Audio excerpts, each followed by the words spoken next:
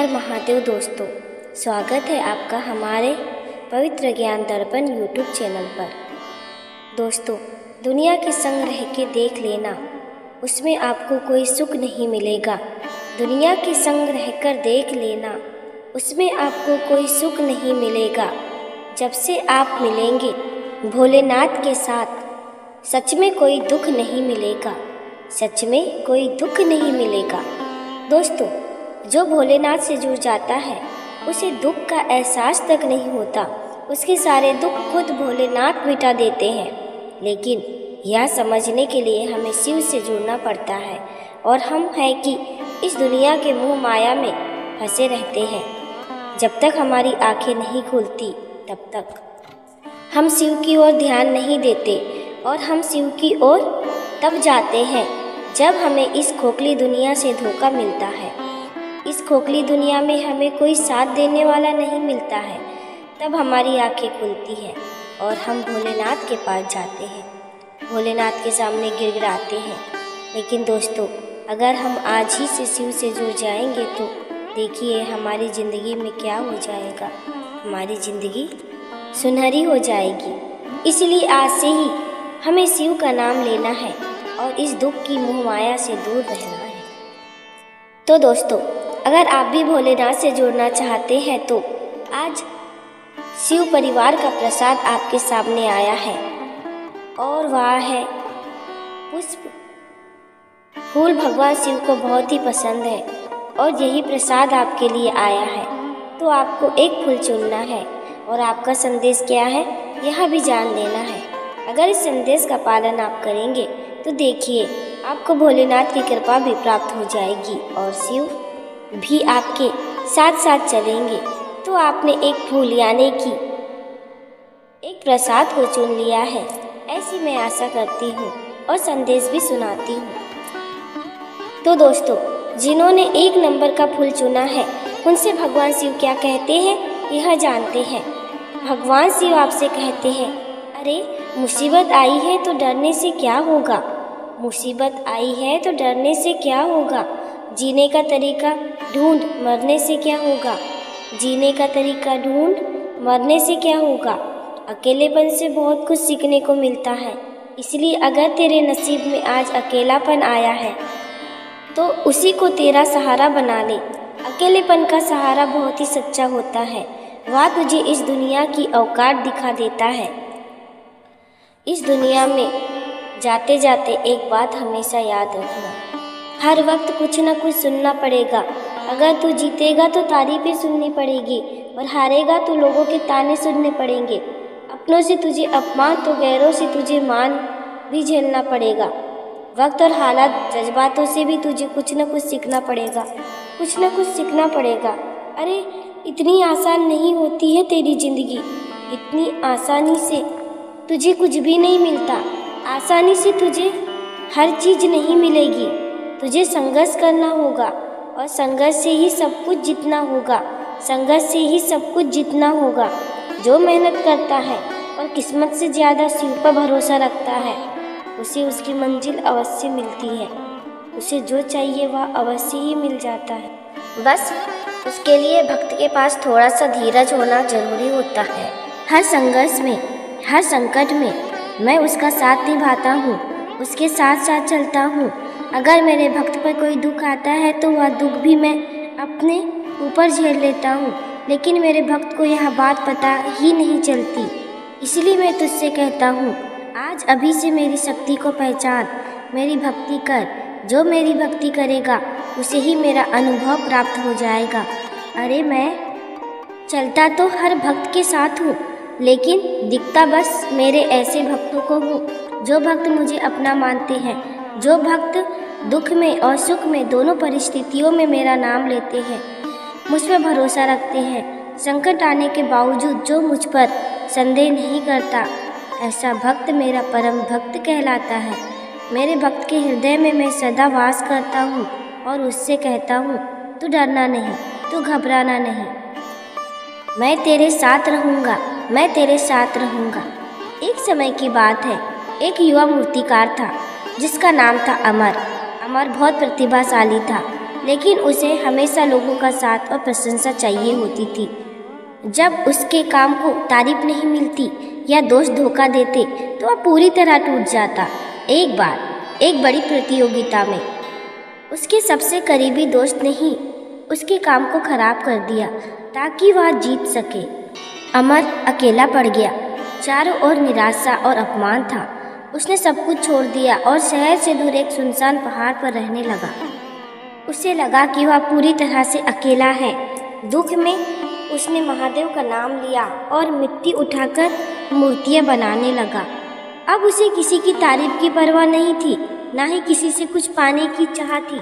उसका एकमात्र ध्यान अपनी कला और भगवान शिव पे था। उसका काम निस्वार्थ हो गया।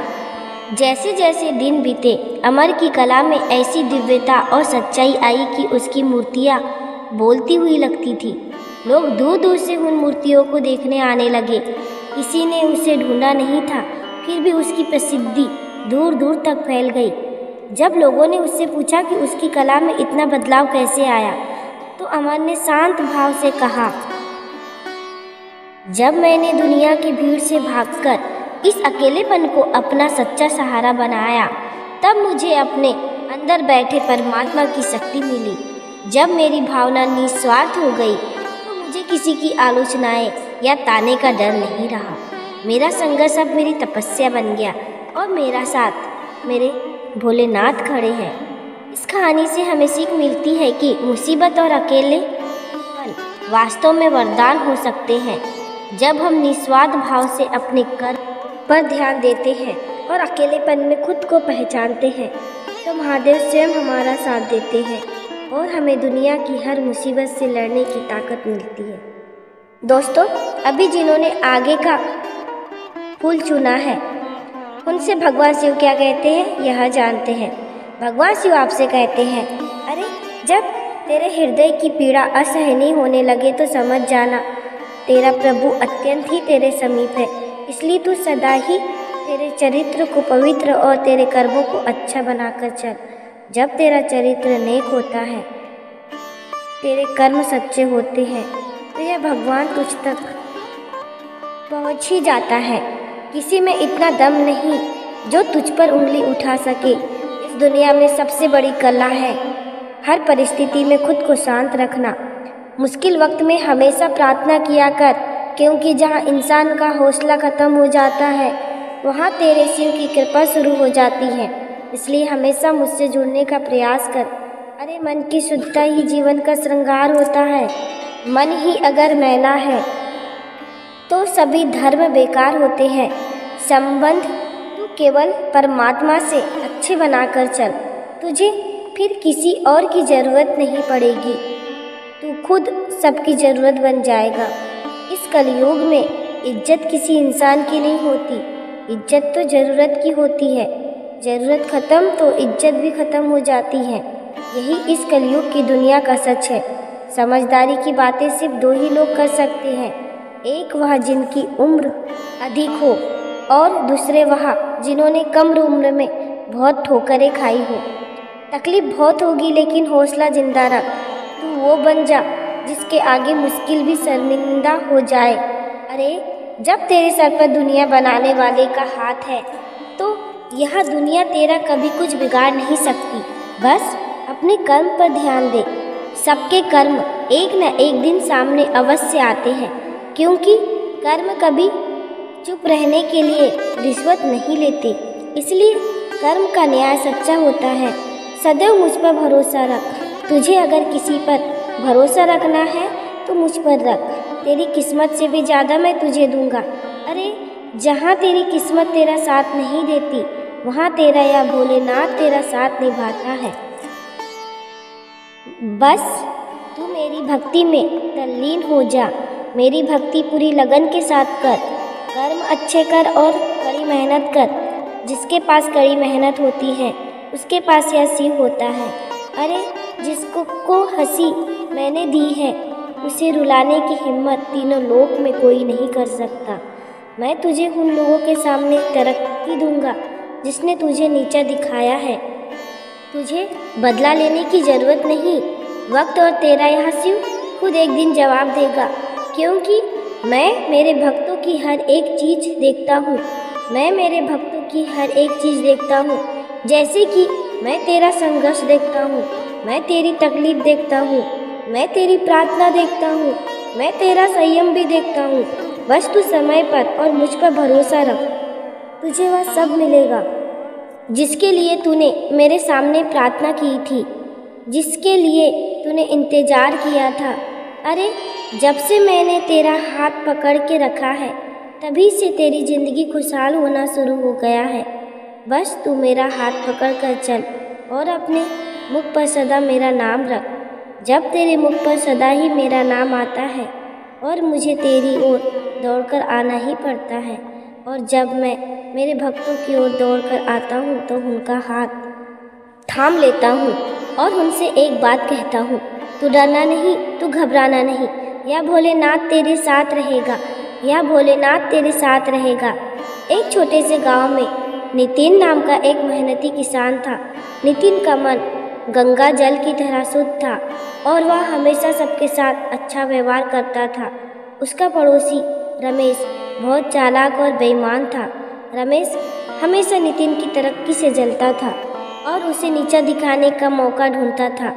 एक साल जब नितिन की फसल बहुत अच्छी हुई तो रमेश ने रात के अंधेरे में उसके खेत में आग लगा दी। नितिन का सब कुछ बर्बाद हो गया। गांव वालों ने रमेश पर संदेह किया, लेकिन रमेश ने बड़ी चतुराई से खुद को निर्दोष साबित कर दिया और नितिन का उपहास किया। नितिन बहुत दुखी था, लेकिन उसने विरोध नहीं किया। उसने खुद को शांत रखा और महादेव से प्रार्थना की। नितिन ने राख हुए खेत को फिर से जोता और कड़ी मेहनत शुरू कर दी। उसने किसी से बदला लेने की नहीं सोची, बस अपने कर्म और भक्ति पर भरोसा रखा। हर मुश्किल में वह यही कहता, मेरे शिव सब देखते हैं, उनका न्याय सच्चा होता है। कुछ समय बाद रमेश ने गांव के सबसे बड़े साहूकार से बेईमानी से बहुत पैसा कमाने की कोशिश की, लेकिन कहते हैं ना कि कर्म कभी चुप रहने के लिए रिश्वत नहीं लेते। रमेश की धोखाधड़ी सबके सामने आ गई। उसने जो पाप किया था उसके कारण उसकी अपनी सारी संपत्ति जब्त हो गई और उसे गांव छोड़कर जाना पड़ा। इधर नितिन ने अपनी कड़ी मेहनत और शुद्ध मन के बल पहले से भी बेहतर फसल उगाई। उसी साहूकार ने रमेश के धोखे के कारण नितिन को सम्मानित किया और उसकी ईमानदारी के लिए उसे सबसे बड़ा ठेका दिया। नितिन को उन सब लोगों के सामने तरक्की मिली जिन्होंने उससे नीचा दिखाया था। इस कहानी से हमें सीख मिलती है कि जब मन शुद्ध हो, कर्म सच्चे हो और आप मुश्किल वक्त में शांत रहकर महादेव पर भरोसा रखते हैं तो आपको बदला लेने की ज़रूरत नहीं पड़ती। वक्त और स्वयं शिव आपके लिए न्याय करते हैं और आपकी मेहनत का फल आपको ज़रूर मिलता है। दोस्तों, भगवान शिव का संदेश आपने सुना होगा, वह आपको कैसा लगा यह कमेंट करके ज़रूर बताना।